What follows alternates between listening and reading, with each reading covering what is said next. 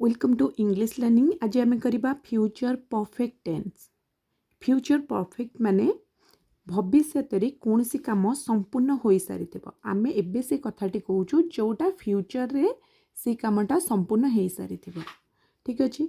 जमीती से संध्या सुधा तार काम संपूर्ण कर सारी आम 10टा सुधा स्टेशन रे पहुँची सारी निर्दिष्ट समय भी से दि जाइथिबो कि पर्टिकुलर समय रे कौन सी काम संपूर्ण हो सारी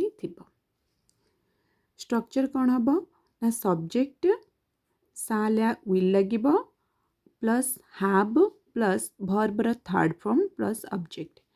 ठीक अच्छे। साल हैव लगे नहले विल हैव लगे। पॉजिटिव सेंटेंस रे जदि आम नेगेटिव करवा ताहले साल नॉट हैव लगे नहले विल नॉट हैव लगे। पॉजिटिव और नेगेटिव सेंटेंस रे आमे जो करूचु कि आई वी आउ दे पाखे आमे कौन लगाओ ना साल लगाओ, किंतु पॉजिटिव और नेगेटिव सेंटेंस रे साल लगनी। मॉडर्न इंग्लिश रे सबुठारे आमे विल ही यूज करबा। जदि आमे इंटरगेटिव सेंटेंस करबा सेठी आमे साल रो यूज करबा। कहा पाखरे ना आई वी आउ दे पाखरे आमे साल रो यूज करबा, नहले सबु जगह रे आमे विल रो यूज करबा। देखिबा जमिति से संध्या सुधा तार काम संपूर्ण कर सारी आमे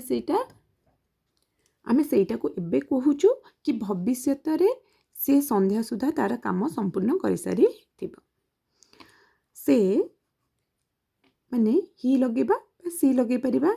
ही पाखरे आमे कौन लगेबा विल। ही विल हैव कौन सी काम संपूर्ण हो सारी भविष्य रे कौन सी काम संपूर्ण हो सारी ठीक है। से लिखि सारी से पढ़ी सारी से खाई सारी से सोई सारी यही सब सेंटेंस होची फ्यूचर परफेक्ट टेंस। से संपूर्ण कर सारी काम संपूर्ण कर सारी प्रथम आम करवा से संपूर्ण कर सारी ही विल हैव संपूर्ण करवा माने फिनिश। फिनिश रो थर्ड फॉर्म इठी देइची वर्ब रो थर्ड फॉर्म लगे। परफेक्ट टेंस रे सेटा प्रेजेंट हो बा पास्ट हो बा फ्यूचर हो परफेक्ट टेंस रे सब बड़े वर्ब रो थर्ड फॉर्म लगी थाए। जोटी कामटा संपूर्ण हो सारी सेठी वर्ब रो थर्ड फॉर्म लगे। ही will have finished. He will have finished से संपूर्ण कर सारी कौन कर सारी ना तार काम। He will have finished his work. ठीक अच्छे। He will have finished his work संध्या सुधा। संध्या सुधा माने बाय इवनिंग। बाय इवनिंग संध्या सुधा बाय इवनिंग से काम संपूर्ण कर सारी नेक्स्ट से माने 6 मास मध्य इंग्राजी शिखी सारी इंग्राजी शिखा कामटा हो सारी तो से माने शिखी सारी सेटा आमे केमिति करिबा। से माने शिखी सारी से माने हला दे पाखरे आमे लगेबा will have. They will have शिखा इंग्लिश होची लर्न तार पास्ट टेंस हो लर्नड बा learned. They will have learned. They will have learned से माने शिखी सारी कौन इंग्राजी। They will have learned English 6 मास मध्य इन 6 मंथ। In 6 months. ठीक अच्छे। से माने 6 मास मध्य इंग्राजी शिखी सारी दे will have learned English in 6 month. Next से 10टा सुधा स्टेशन रे पहुँची सारी से 10टा सुधा स्टेशन रे पहुँची सारी से पहुँची सारी पहुँचवा इंग्लिश होची रीच। रीच रो थर्ड फॉर्म होची रीच्ड। से ही पाखरे आमे विल हैव लगेबा। ही विल हैव रीच्ड से पहुँची सारी he will have reached କୋଉଠି ନା ଷ୍ଟେସନରେ he will have reached the station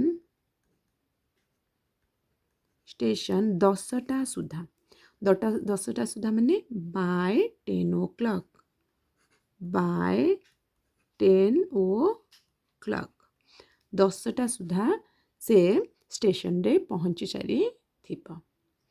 next ସେମିତି ମୁଁ ଡିନର ପୂର୍ବରୁ ମୋର ଗୃହ କାର୍ଯ୍ୟ ସମାପ୍ତ କରିସାରିଥିବି। ସମାପ୍ତ କରିସାରିଥିବି ମତଲବ ଫିନିଶ କରିସାରିଥିବି। ମୁଁ ସମାପ୍ତ କରିସାରିଥିବି। I will have finished. I will have finished कौन फिनिश कर सारी ना मोर गृह कार्य my homework I will have finished my homework dinner पूर्वरु केबे फिनिश कर सारी ना डिनर पूर्वरु I will have finished my homework I will have finished by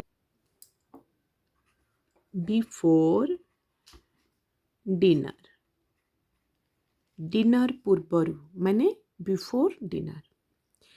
तुमे संध्या 7टा सुधा रात्रि भोजन रांधि सारी नथिब। एठी देछि नथिब माने नेगेटिव सेंटेंस एठी हमें नॉट खाली लगेबा नेगेटिव रे किछि नाही विल हैव आमे लगौतले आमे विल नॉट हैव लगेबा ठीक अछि।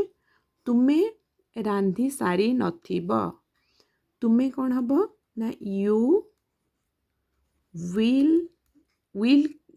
विल पर ही आमे नॉट लगेबा will not have you will not have रांधिबा English cook you will not have cooked कौन रांधि सारी नथिबो रात्रि भोजन you will not have cooked dinner you will not have cooked dinner तुमे रात्रि भोजन रांधि सारी नथिबो संध्या 7टा सुधा by 7 PM by 7 PM संध्या 7टा को आमे PM लिखि थाउ तो you will not have cooked dinner by 7 PM okay